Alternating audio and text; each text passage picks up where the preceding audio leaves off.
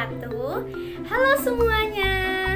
Perkenalkan, nama saya Andini Ramadanti dengan NIM K7119-027 dari kelas 5A, Program Studi Pendidikan Guru Sekolah Dasar Surakarta, Fakultas Keguruan dan Ilmu Pendidikan, Universitas 11 Maret.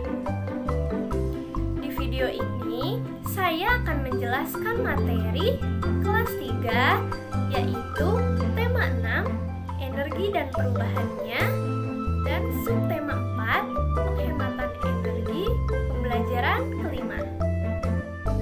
Kita simak videonya bersama-sama yuk!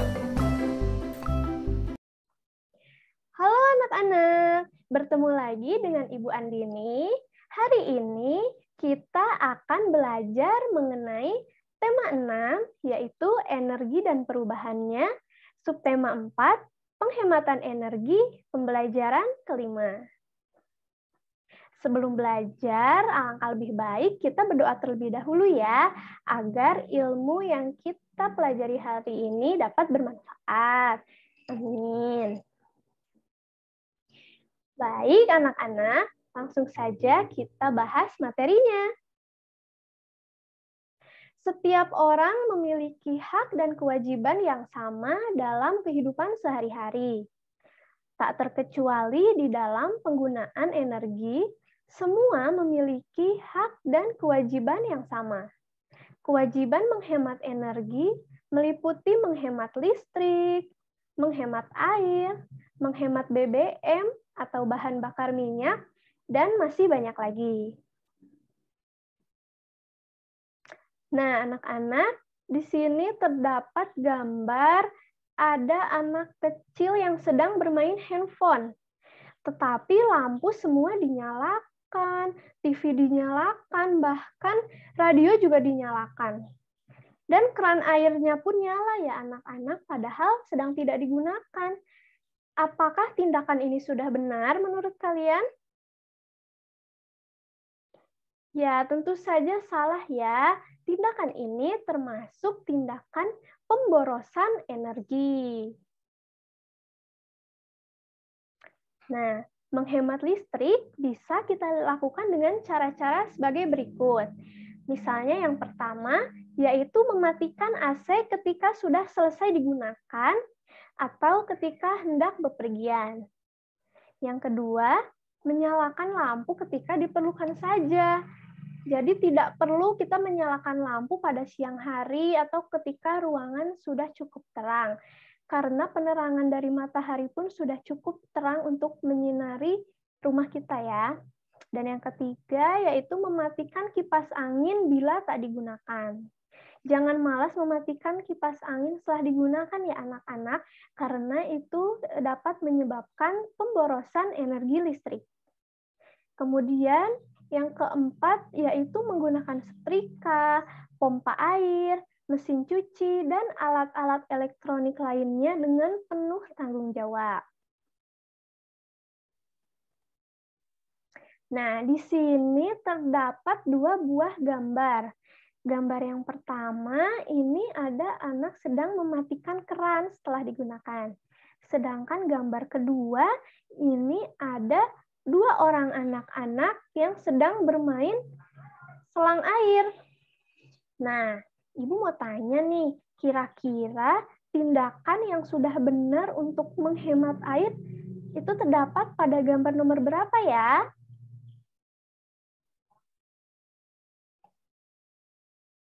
Jawabannya adalah gambar nomor 1, karena di gambar tersebut ada anak yang sedang mematikan keran karena sudah tidak digunakan.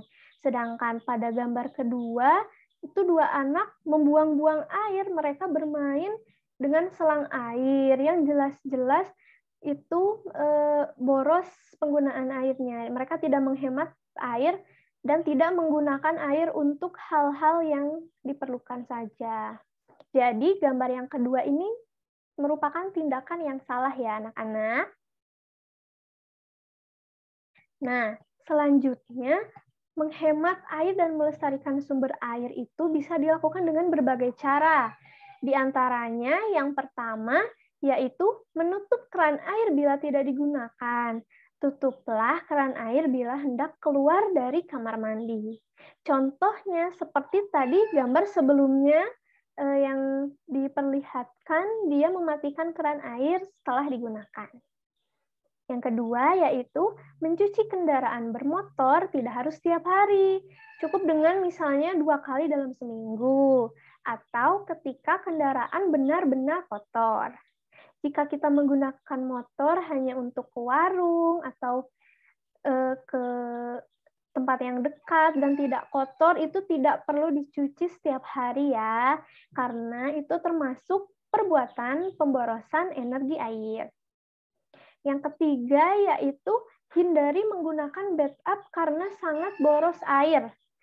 Jadi berarti lebih baik kita menggunakan air yang mengalir, karena kalau bathtub 1 kali mandi kan air yang digunakan cukup banyak. Yang keempat, menyiram tanaman bisa dilakukan dengan menggunakan air bekas mencuci beras, mencuci sayur-sayuran, atau mencuci buah-buahan. Nah, jadi saat kita menyiram tanaman itu tidak harus air yang bersih ya anak-anak, bisa menggunakan air bekas mencuci beras. Selain untuk hanya menyiram saja, air bekas mencuci beras itu bisa menyuburkan tanaman loh. Dia bisa menjadi pupuk. Kemudian yang kelima yaitu melestarikan sungai agar tetap bersih dengan cara tidak membuang sampah ke sungai. Ayo, siapa yang suka membuang sampah ke sungai? Tidak boleh diulangi ya, karena dengan kita membuang sampah ke sungai, itu membuat sungai menjadi kotor dan dapat menyebabkan banyak sekali masalah-masalah alam, di antaranya yaitu banjir, sudah tentu ya anak-anak, kemudian saluran air menjadi kotor, mampet, dan sebagainya, sehingga nanti kita sendiri yang rugi. Jadi sebaiknya membuang sampah itu harus pada tempatnya. Dan yang keenam yaitu menanam pohon atau melakukan penghijauan dan lain-lain.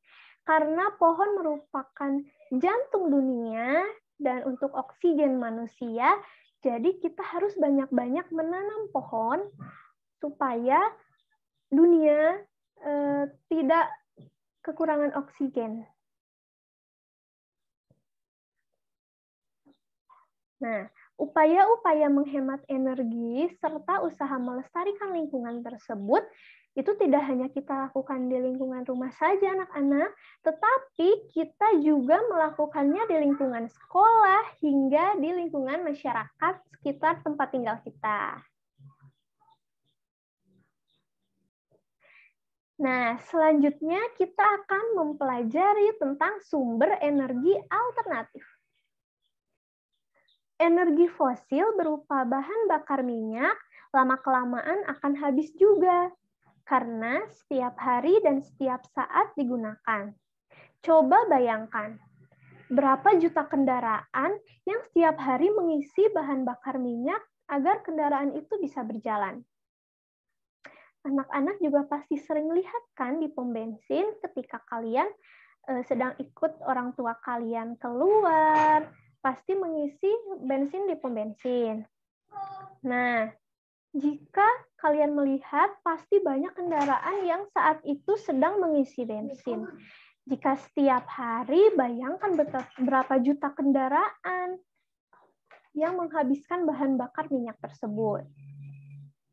Nah, karena itulah, sambil terus berupaya menghemat bahan bakar minyak, kita juga membutuhkan energi alternatif untuk menggantikan BBM tersebut bila suatu saat betul-betul sudah habis.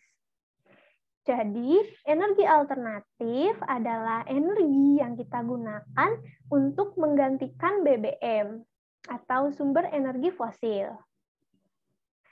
Nah, di sini terdapat contoh-contoh energi alternatif. Ada 6. Yang pertama yaitu matahari. Yang kedua adalah angin. Yang ketiga ada energi air. Yang keempat, gelombang air laut. Yang kelima adalah panas bumi.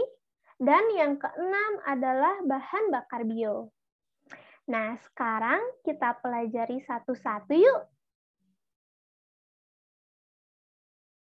Yang pertama yaitu matahari. Matahari merupakan sumber energi utama di bumi. Hampir semua energi yang berada di bumi berasal dari matahari. Energi panas yang dihasilkan dapat digunakan untuk memanaskan ruangan, memanaskan air, dan keperluan lainnya. Pada saat ini, sel-sel surya sudah biasa dijumpai di atap-atap rumah, rumah sakit, dan hotel-hotel. Yang kedua ada angin. Angin adalah gerakan udara di permukaan bumi yang terjadi karena perbedaan tekanan udara. Angin telah dimanfaatkan sejak dahulu sebagai sumber energi pada perahu layar dan kincir angin tradisional. Saat ini, energi angin digunakan untuk menghasilkan listrik melalui alat yang disebut aerogenerator.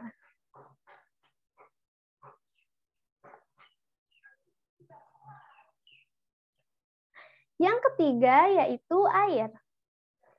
Air yang deras merupakan sumber energi gerak. Energi itu biasa dimanfaatkan sebagai pembangkit tenaga listrik.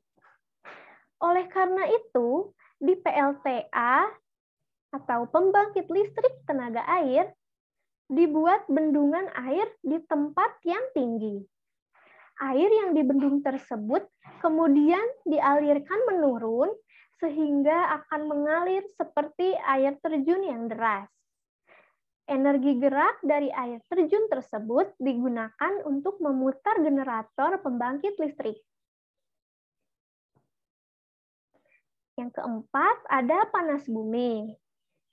Energi panas bumi atau energi geotermal merupakan energi yang berasal dari panas yang disimpan di bawah permukaan bumi. Bumi yang berbentuk seperti bola sesungguhnya tersusun dari lapisan-lapisan. Pusat bumi terbentuk dari lapisan batuan yang sangat panas. Hal itu menunjukkan bahwa bumi merupakan sumber energi panas yang sangat besar. Pengembangan energi geotermal saat ini hanya layak di daerah dekat lempeng tektonik. Ini juga menjadi alasan hanya ada 24 negara di dunia yang memanfaatkan energi panas bumi saat ini. Selanjutnya yang kelima adalah gelombang air laut. Gelombang air laut memecah di pantai menghasilkan banyak energi. Nah, energi ini dapat diubah menjadi energi listrik. Yang keenam yaitu bahan bakar bio. Bahan bakar bio merupakan bahan bakar yang berasal dari makhluk hidup, baik hewan maupun tumbuhan. Bahan bakar bio yang berasal dari tumbuhan diantaranya tumbuhan berbiji yang mengandung minyak seperti bunga matahari, jarak, kelapa sawit, kacang tanah, dan kedelai. Bahan bakar tersebut dikenal sebagai biodiesel. Biodiesel dapat digunakan untuk menggantikan solar. Singkong, ubi, jagung, dan sagu dapat diubah menjadi bioetanol.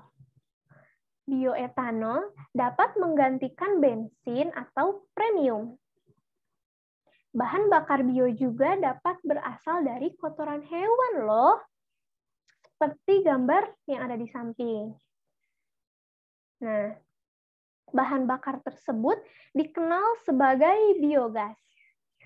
Kotoran hewan yang ada dimasukkan ke dalam ruangan bawah tanah atau lubang. Penguraian kotoran hewan dengan bantuan bakteri akan dihasilkan gas metana yang digunakan sebagai sumber energi panas kompor. Selain itu, bahan bakar ini dapat juga dimanfaatkan untuk bahan bakar kendaraan bermotor.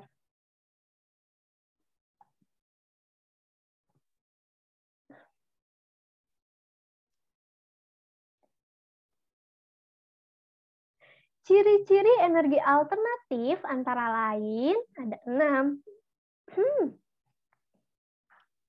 Ciri-ciri energi alternatif antara lain, yang pertama, jumlahnya sangat banyak atau tidak terbatas. Yang kedua, bisa digunakan berulang-ulang. Yang ketiga, pengolahannya tidak merusak lingkungan. Yang keempat, tidak berbahaya atau aman. Yang kelima, ramah lingkungan. Dan yang keenam, murah. Tidak terlalu menghabiskan biaya yang mahal. Dan lain-lain. Nah, sumber energi yang berasal dari bahan bakar fosil, baik minyak bumi maupun batu bara, dalam penggunaannya memiliki beberapa keuntungan. Di antaranya yaitu biaya yang diperlukan tidak terlalu besar, karena dapat diperoleh hanya dengan mengeruk di permukaan bumi. Dan juga penggunaan bahan fosil lebih mudah, seperti minyak tanah pada kompor yang tinggal dituang. Namun, ada pun kerugian dalam penggunaan sumber energi fosil, yaitu antara lain cepat habis jika dipergunakan terus-menerus dan dapat menimbulkan pencemaran karena adanya sisa pembakaran. Dengan adanya sisa pembakaran bisa menimbulkan pencemaran udara ya, anak-anak. Sumber energi alternatif memiliki kelebihan sebagai berikut. Yang pertama, dapat dipergunakan terus karena tidak cepat habis. Yang kedua, energi yang dihasilkan sangat besar. Dan yang ketiga, tidak mencemari lingkungan.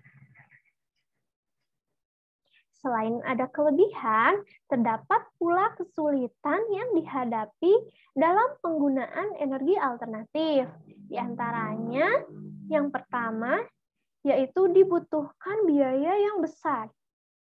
Misalnya, dalam pembuatan stasiun pembangkit listrik tenaga air atau PLTA.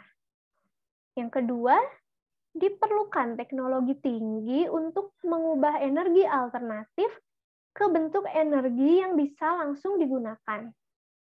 Dan yang ketiga, ketersediaan energi alternatif dipengaruhi oleh musim.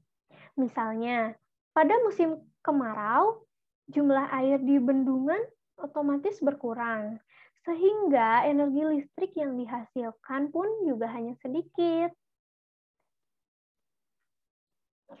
Nah, anak-anak, apakah kita bisa ya membuat energi alternatif dari kentang? Kira-kira bisa tidak ya? Nah, Ibu mempunyai sebuah video eksperimen membuat energi alternatif listrik dari kentang. Kita simak bersama-sama ya.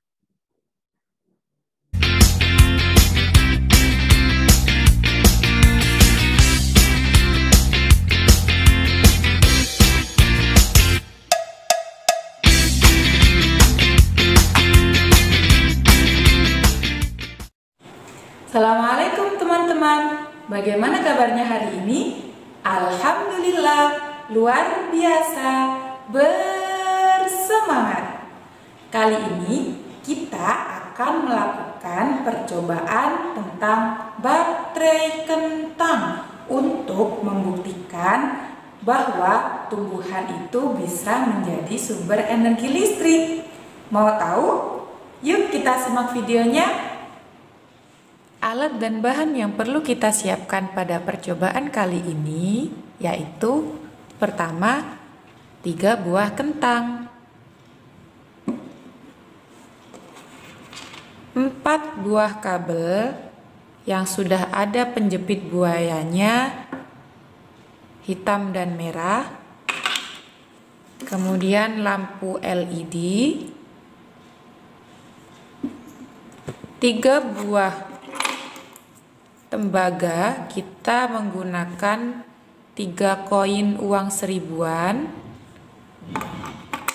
kemudian 3 buah paku, dan yang terakhir cutter. Langkah pertama, kita tancapkan dulu paku dan uang koin tembaga ke dalam masing-masing kentang.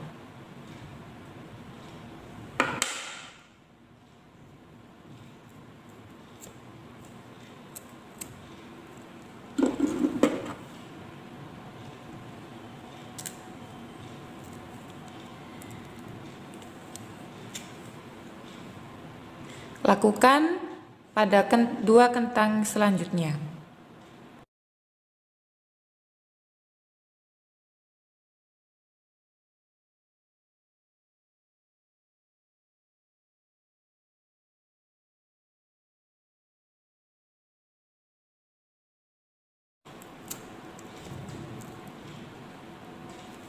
Jika kalian kesulitan untuk menancapkan uang koinnya, kalian bisa menggunakan cutter untuk melubanginya terlebih dahulu, kemudian baru kalian tancapkan uangnya. Usahakan menancapnya sedikit ke dalam supaya nanti koin dan pakunya mengenai cairan-cairan yang ada di dalam kentang ini. Jadi semakin dalam kita tancapkan, nanti dia akan bekerja maksimal. Jika sudah, kemudian siapkan kabel yang sudah ada penjepit buayanya. Kemudian kita jepitkan ke masing-masing uang dan paku. Setelah kita jepitkan ke paku, kemudian kita jepitkan ke uang di kentang yang sebelahnya. Kemudian lakukan hal yang sama, yang merah di paku, kemudian yang hitam di uang.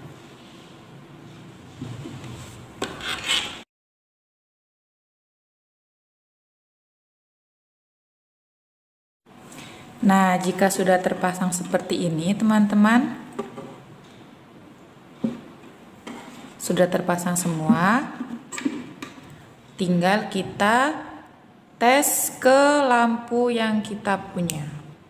Bu Fia sudah menyediakan ada 2 lampu.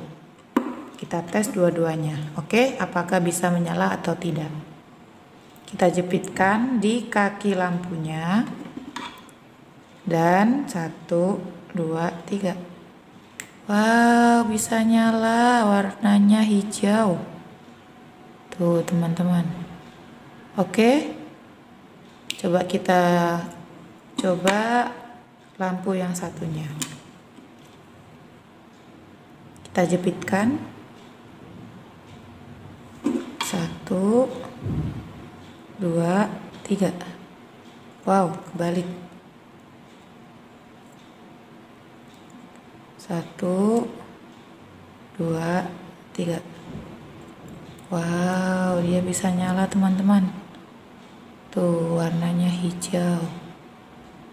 Oke, kalau kita tes dua-duanya seperti ini, apakah bisa nyala juga? Wah, bisa nyala teman-teman. Dua-duanya bisa nyala. Kesimpulannya, kentang bisa dijadikan alternatif sebagai baterai alami. Silakan teman-teman mencoba di rumah ya. Ingat, harus dengan pendampingan orang tua supaya kalian tidak terluka. Terima kasih. Nah, gimana teman-teman? Apakah kalian sudah mencobanya? Jika kalian sudah berhasil, tulis kesimpulannya di buku kalian ya. Terima kasih telah melakukan percobaan hari ini. Jangan lupa kirim tugas kalian di Google Classroom. Sekian dari Bu Fia. Assalamualaikum warahmatullahi wabarakatuh.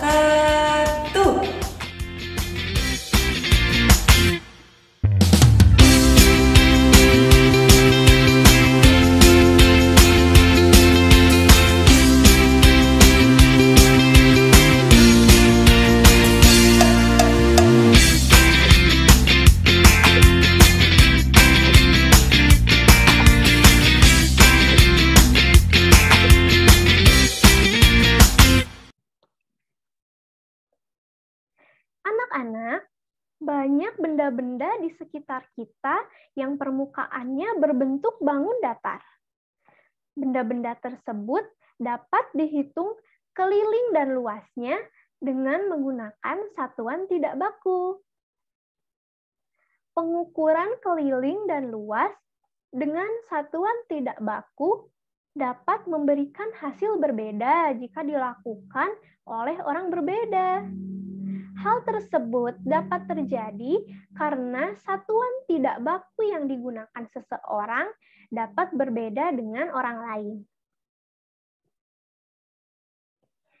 Nah, contohnya yaitu mengukur meja menggunakan jengkal. Pengukuran keliling permukaan benda dengan satuan tidak baku yang menggunakan jengkal. Mengukur keliling meja dapat dilakukan dengan menggunakan jengkal sebagai satuan tidak baku. Bisa dilihat pada gambar di sini, ada anak yang mengukur meja dengan menggunakan tangannya atau dengan jengkal. Karena jengkal tersebut merupakan satuan tidak baku.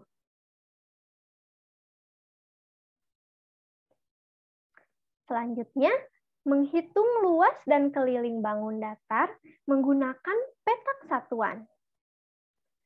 Luas dan keliling bangun datar dapat ditentukan dengan satuan tidak baku petak satuan. Contoh bangun datar adalah bentuk persegi atau persegi panjang pada permukaan panel surya. Nah, untuk menentukan luas pada bangun datar, perhatikan contoh berikut ini. Kita hitung sama-sama yuk. Pada persegi panjang, ada 1, 2, 3, 4, 5, 6, 7, 8, 9, 10, 11, 12, 13, 14, 15. Jadi luas persegi panjang tersebut adalah 15 petak satuan. Selanjutnya, bangun datar persegi.